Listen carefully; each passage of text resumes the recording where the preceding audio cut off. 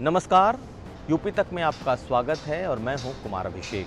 हम हाजिर हैं पिछले 24 घंटे के अहम खबरों को लेकर अपने शो आज का यूपी में। आज बात होगी कि आखिर डिटेंशन सेंटर से क्यों पांव खींचे योगी सरकार ने।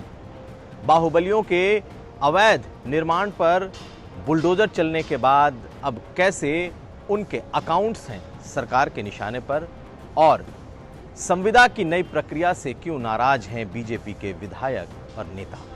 तो चलते हैं खबरों की तरफ। उत्तर प्रदेश में रोजगार इस वक्त सबसे बड़ा मुद्दा बनता जा रहा है और तमाम सियासी दल बेरोजगार और नौजवानों के मुद्दे को लेकर सड़कों पर हैं। इसे भांपते हुए योगी आदित्यनाथ ने आज एक मास्टर स्ट्रोक चला। मुख्यमंत्री ने सभी विभागों के अधिकारियों के साथ हुई बैठक में अगले 24 घंटे के भीतर विभागों के भीतर सभी रिक्त पदों की एक सूची मांगी है। यानी कि सरकार में भर्ती के लिए कितने जगह खाली हैं, इसकी एक पूरी सूची अगले 24 घंटे में मुख्यमंत्री को दिया जाना है। सरकार ने कहा है कि अगले 3 महीने में सरकार के तरफ से तमाम भर्ती प्रक्रियाएं शुरू की जाएंगी और सभी सरकारी नौकरियों की सापेक्ष नियुक्तियां जल्द से जल्द की जाएंगी। यानी जैसे ही बेरोजगारी और रोजगार इस कोरोना काल में मुद्दा बनकर उभरा है, योगी सरकार ने सभी सरकारी विभागों से उनके रिक्तियों की लिस्ट मांग ली है और उम्मीद ये की जा रही है कि जल्द ही एक बम्पर वैकेंसी योगी सरकार लाने जा रही है। सरकार ने आज दावा किया कि हाल में ही 1,37,000 पुलिसकर्मियों और कुल 50,000 टीचर्स की वैकेंसी जिस पारदर्शी तरीके से की गई थी, उसी पारदर्शी तरीके से आने वाले 3 से 6 महीने में बड़ी सरकारी नियुक्तियां होंगी। चलते हैं अगली खबर की तरफ। आम आदमी पार्टी नेता और राज्यसभा सांसद संजय सिंह के खिलाफ आज एक और राजद्रोह की धारा बढ़ा दी गई। हजरतगंज थाने में दर्ज मुकदमे में ये धारा बढ़ाई गई है और उन्हें 20 सितंबर तक आकर अपनी बात रखने को कहा गया है। दरअसल संजय सिंह पर पहले ही इस सरकार ने कई मामले दर्ज करा रखे हैं, क्योंकि उन्होंने एनोनिमस कॉल के तहत राज्य में एक जातिवार सर्वे किया था और सरकार के मुताबिक उसमें बेहद ही आपत्तिजनक सवाल जाति आधारित पूछे गए थे, जिसके बाद से कई मामले, कई केस संजय सिंह के खिलाफ दर्ज कराए गए और आज उसमें राजद्रोह का मुकदमा भी जोड़ दिया गया। उधर राज्यसभा में संजय सिंह ने इस मामले को उठाया और उपसभापति से लेकर सभापति तक इसकी लिखित शिकायत की है। संजय सिंह इस पूरे मामले में फिलहाल योगी सरकार के निशाने पर हैं और संजय सिंह खुलकर योगी सरकार को इस मामले में चैलेंज भी कर रहे हैं कि चाहे जो करना है वो सरकार कर ले, वो जातियों के मामले में योगी सरकार को घेरते रहेंगे। चलते हैं अगली खबर की तरफ। इस बार अयोध्या का रामलीला बेहद ही खास होने जा रहा है। मंदिर निर्माण का साल है, इसलिए इसे बेहद खास बनाने की तैयारी भी चल रही है। 14 भाषाओं में इस बार का ये रामलीला अलग अलग माध्यमों से प्रसारित होगा और अयोध्या के सरयू किनारे लक्ष्मण किला में इसका मंचन किया जाएगा।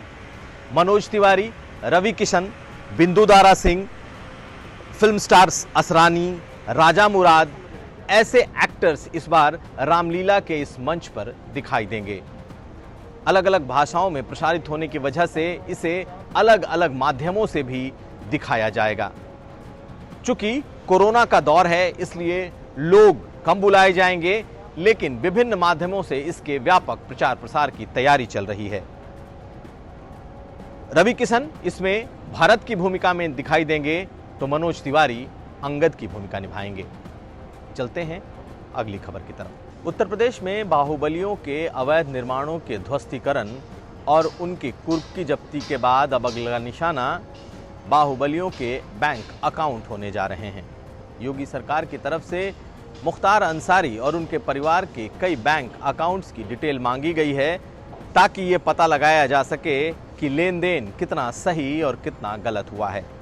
फिलहाल मुख्तार अंसारी और उनके परिवारों के बैंक अकाउंट की जांच सरकार शुरू करने जा रही है, लेकिन निशाने पर अतीक अहमद भी होंगे।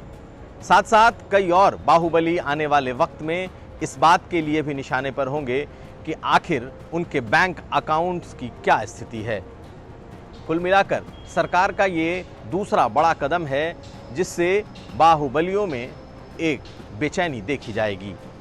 सिर्फ मुख्तार अंसारी नहीं बल्कि तमाम ऐसे बाहुबली जो उत्तर प्रदेश की सियासत में अपना रसूख रखते हैं, जिनके बारे में जाना जाता है कि ये लोग कहीं ना कहीं अवैध निर्माण, अवैध कामों में लिप्त रहे हैं, ऐसे लोगों की अब बैंक खातों की जांच होने वाली है।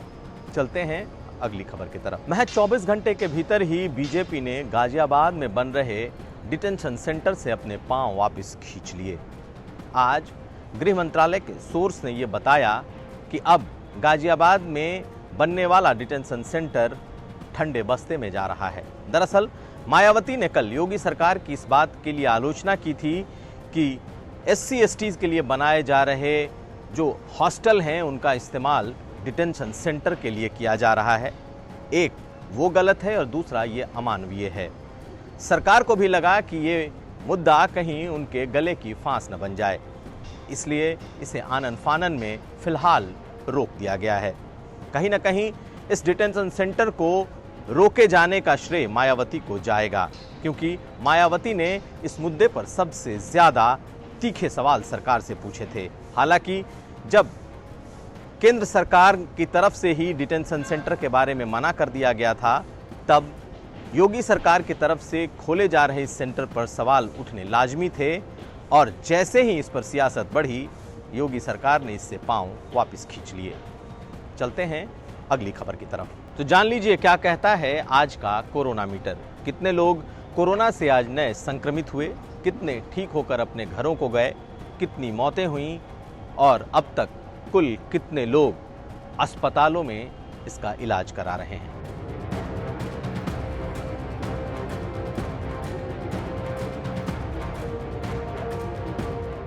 पिछले 24 घंटे के तमाम अहम खबरों को समेटे ये था हमारा विशेष कार्यक्रम आज का यूपी। आप देखते रहिए यूपी तक।